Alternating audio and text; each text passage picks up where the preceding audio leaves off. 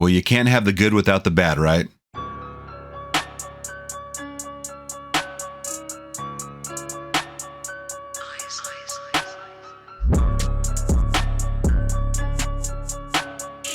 Clown in a Cornfield is a slasher horror film about a group of teens hunted by a killer clown in a quiet rural town. As the bodies pile up, they uncover a sinister plot tied to the town's desire to punish youthful rebellion. What's going on, Flix Talkers? Welcome back to another movie review. Now, as you guys can see it in my demeanor, my face, all of that, I'm very unenthused to talk about this movie. And if you guys follow me on social media, you've seen my out of theater reaction for this, and it was not good. I'll just say that. So this may be a short review because I don't want to talk too much about it. There's not much to talk about. So let's just get into what I thought of this film. I initially went into this film because I am a horror supporter. I knew nothing about this movie. I did watch the trailer, and I am still completely dumbfounded at how a film like this received a widescreen theater release. So let's get into another selling point why I sat my ass in a theater on a Wednesday night, paid the ticket admission, bought a strong alcoholic drink, and once again supported horror. So I was there mainly because of the poster stating that this was directed by Tucker and Dale versus Evil, one of my favorite comedy horrors of all time. Now, when you think of comedy horror,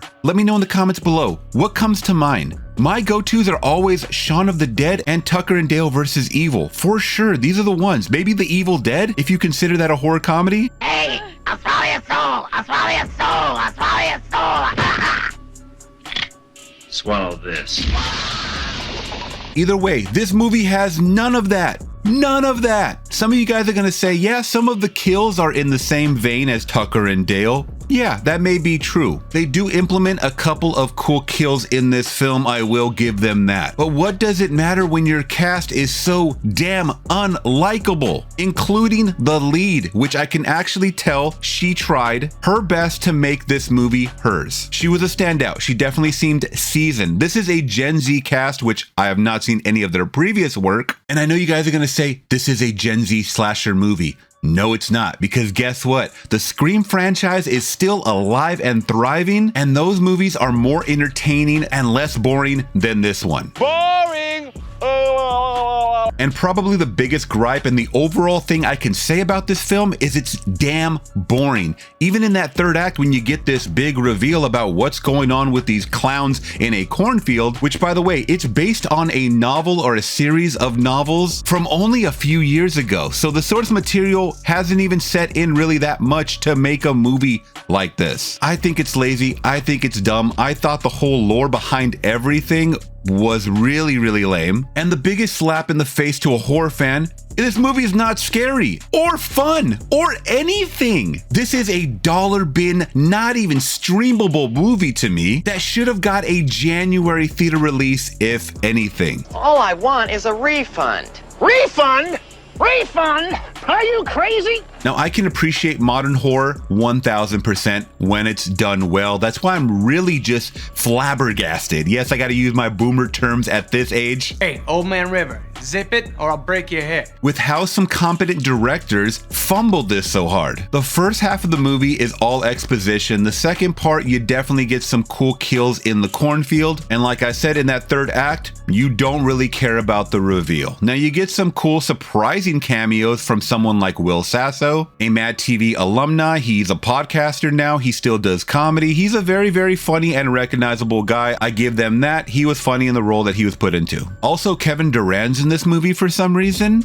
Why is such star power in a movie like this? I know they probably just needed to sell the movie, so his role in this movie was just like, okay, he tried for sure, but the script was just so lacking and it was just so laughable to me. And that's another thing. Kills were happening and people were laughing behind me at the absurdity, which, yes, you want to laugh at them because, once again, this is Tucker and Dale versus Evil director, but I think they were laughing for the wrong reasons. The whole scene builds up to this scary, scary moment, and when a death happens, people were laughing at how absurdly fake everything looked or seemed, and almost grumbles behind me of like, really? Is this what we're gonna get for the rest of the movie? About 70% of this movie seems like a Dawson's Creek episode. I was just not on board for it. It was extremely flat. None of the jokes hit. Are you laughing with me?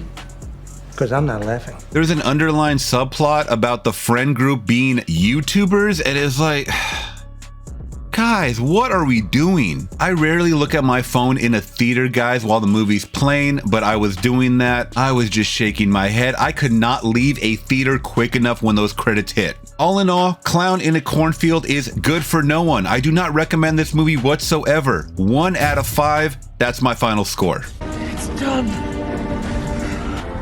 It's over now.